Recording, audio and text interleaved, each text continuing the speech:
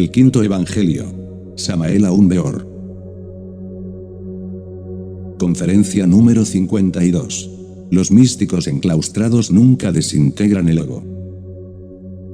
Fecha de grabación: 1972.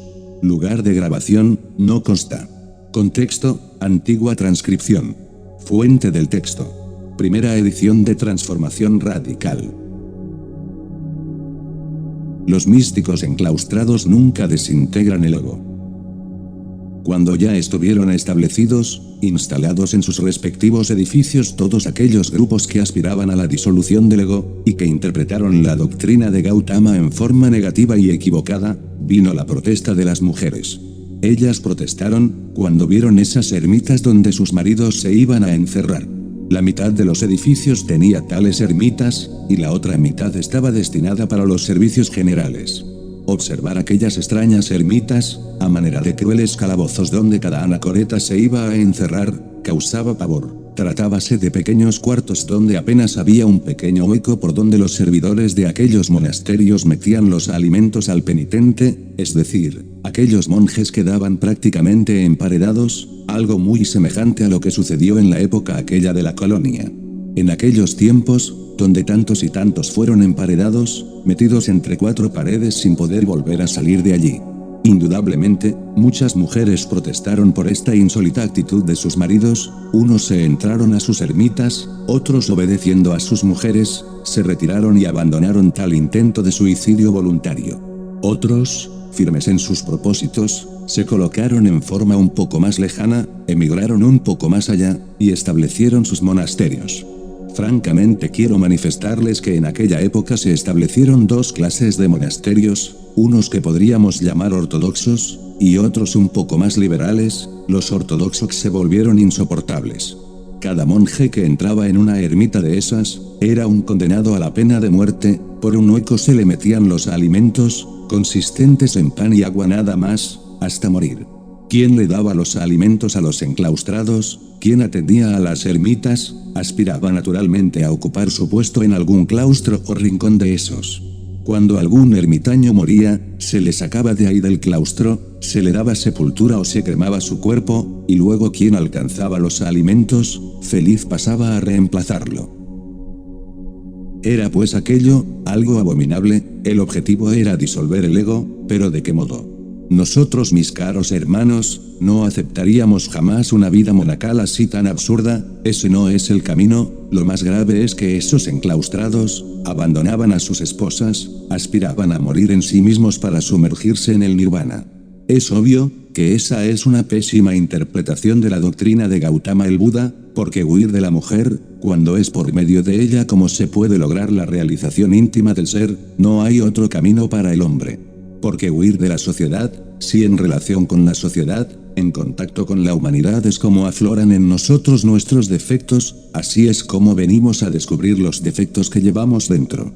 En relación con el sexo, es como podemos crear los cuerpos existenciales superiores del ser, tal como ya lo hemos visto y analizado ampliamente. Entonces, ¿por qué huir del sexo opuesto, si ese es el camino? ¿Y quien huye del sexo huye del camino?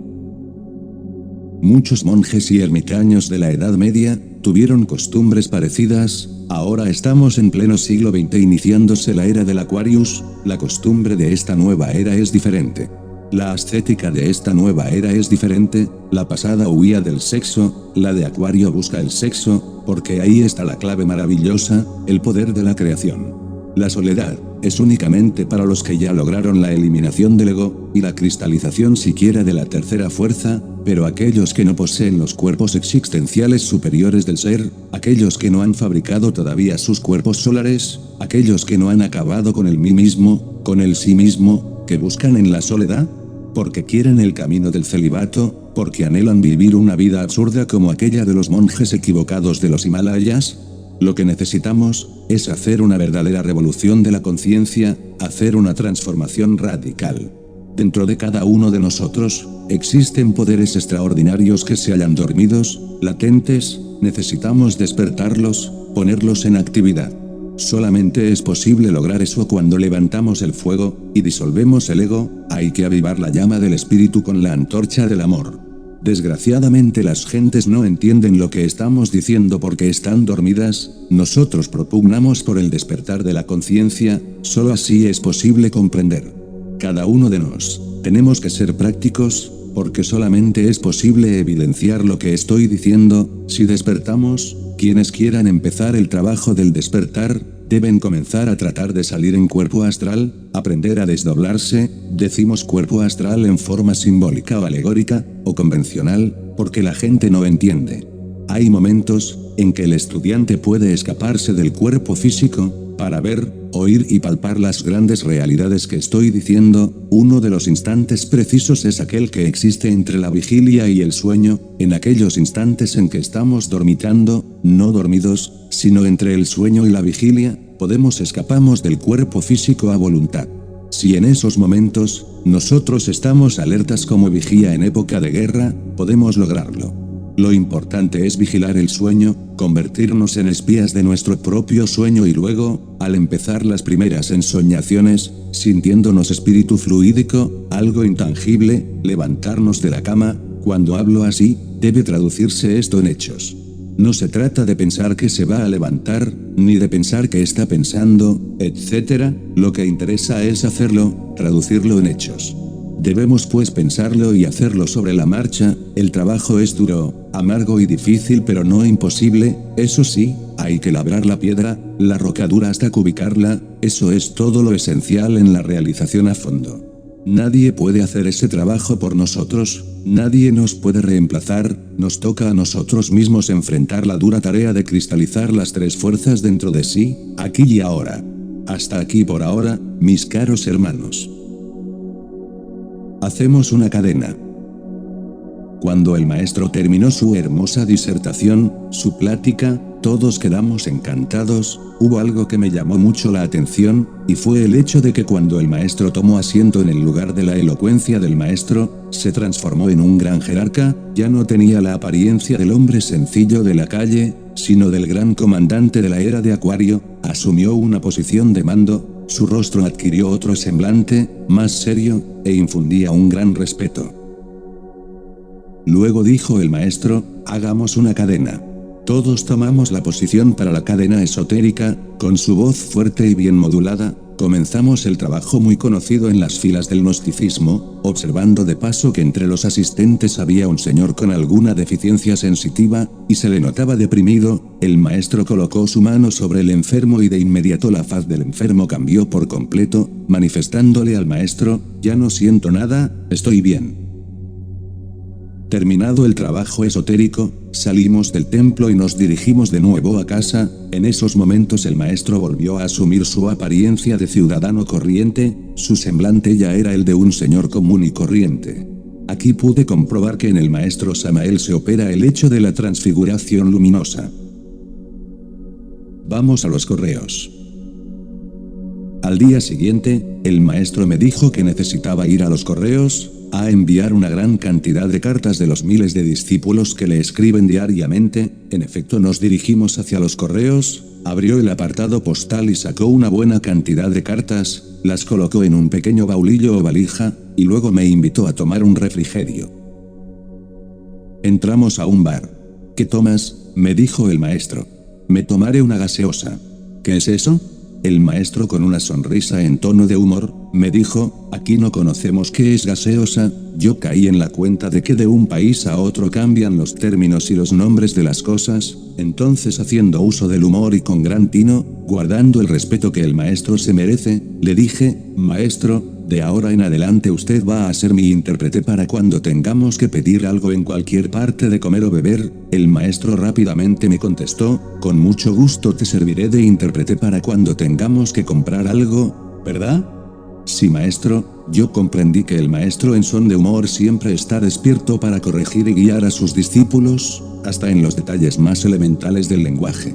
En efecto, el maestro que ya conoce ampliamente los términos académicos de todas las cosas y que fuera de esto, conoce los modismos y nombres regionales de México, le fue fácil interpretar qué era lo que yo quería. Pedimos un pastel de queso y un vaso con leche. Mientras saboreábamos deliciosamente el pastel de queso con la leche fresca, el maestro aprovechó para darme múltiples enseñanzas. El tiempo se me pasaba a la velocidad del rayo, y en un momento ya era tarde, y debíamos regresar a casa. El paseo después de tomar los alimentos. El maestro se desenvuelve en todos los campos con la facilidad más asombrosa, pues parece que todo lo conoce, todo lo sabe. Para él no es desconocido nada en el campo científico, ni es difícil nada de lo que para el común de las gentes es imposible.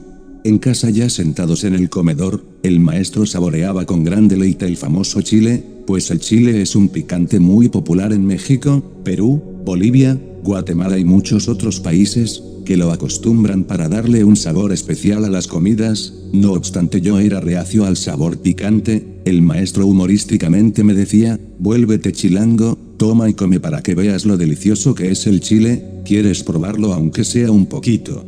No, muchas gracias maestro, pero aún no me puedo enseñar a comerlo. Es probable que más tarde ya podamos volvernos chilangos, pero por ahora me arde mucho cuando baja por mi garganta.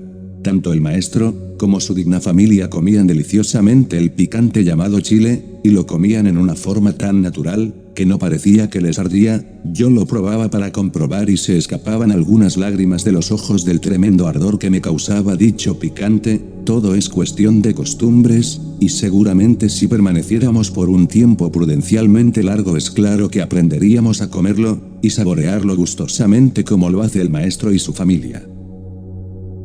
Después de que hubimos comido, yo me senté a reposar la comida como era mi costumbre, pero el maestro de inmediato me dijo: ven, vamos al parque a dar una vuelta, para que nos haga digestión la comida.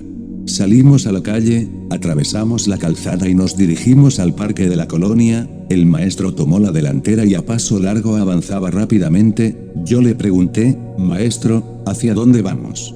El maestro me miró extrañado, y me dijo: no vamos a ninguna parte. ¿Acaso no sabes que vamos a dar un paseo, para que nos haga la digestión? De una vez por todas debes saber que el hecho de comer y sentarse o acostarse, es muy perjudicial para la salud. Ese es el motivo por el cual las personas se vuelven panzudas, o lo que llaman en algunos países, barrigones o con el estómago crecido.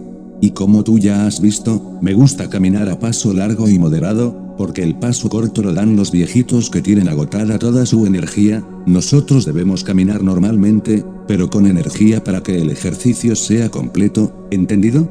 Sí maestro, hemos entendido ahora sí el motivo del paseo a este ritmo un poco acelerado. Debo confesar que muchas veces el maestro en forma normal me dejaba atrás, y yo tenía que acelerar al paso en ocasiones para no quedarme. El parque tiene aproximadamente unas 4 cuadras de largo por 1 de ancho, lo que equivale a 10 cuadras la vuelta completa. 4 por un lado y 4 por el otro son 8, más 1 cuadra por cada extremo o punta, son 2 cuadras, más 8, total 10 cuadras cada vuelta.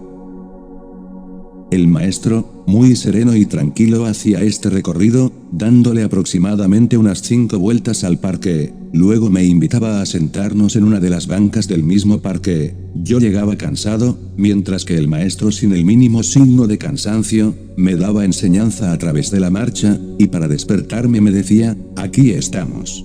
Ya sentados cómodamente, recibiendo el aire puro con aromas de pinos y eucaliptos, el maestro me hablaba de los profundos misterios de Eleusis, Troya, Caldea, Egipto, etc.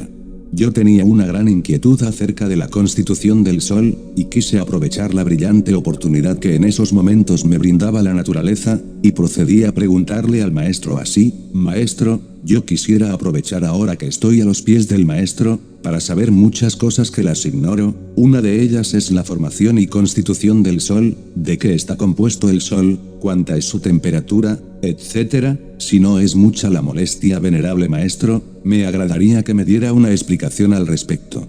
El maestro, mirándome a los ojos, como adivinando mis inquietudes, asintió con su cabeza muy amablemente diciéndome: con mucho gusto te explicaré y te enseñaré, para que tú tengas una base, y la puedas comunicar a todos los hermanos del movimiento gnóstico.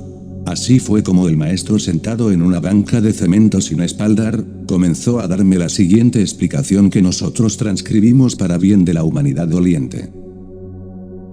Ciertamente, sobre el Sol se encuentra equivocado todo el mundo, hasta el mismo Dr. Rudolf Steiner, el iniciado alemán, no dejó de equivocarse con respecto a este astro rey que nos ilumina. Él, por ejemplo, creía firmemente que el Sol físico no existía, se atrevió a enfatizar la idea de que lo que nos iluminaba era un grupo de seres divinos, que no tenían nada de materia, es decir, que si por ejemplo pudiéramos acercarnos hasta el Sol, no encontraríamos físicamente nada, porque según él, allí lo que hay es un grupo de seres inefables que están irradiando su luz, y que todos estamos beneficiándonos con tal luz. Bueno, esa es una forma de pensar. Steiner no quiso darse cuenta que el espíritu y la materia están perfectamente equilibrados y que el Sol físico existe. Él quiere ver nada más que la parte espiritual del Sol, pero claro está que nosotros debemos saber que existe físicamente.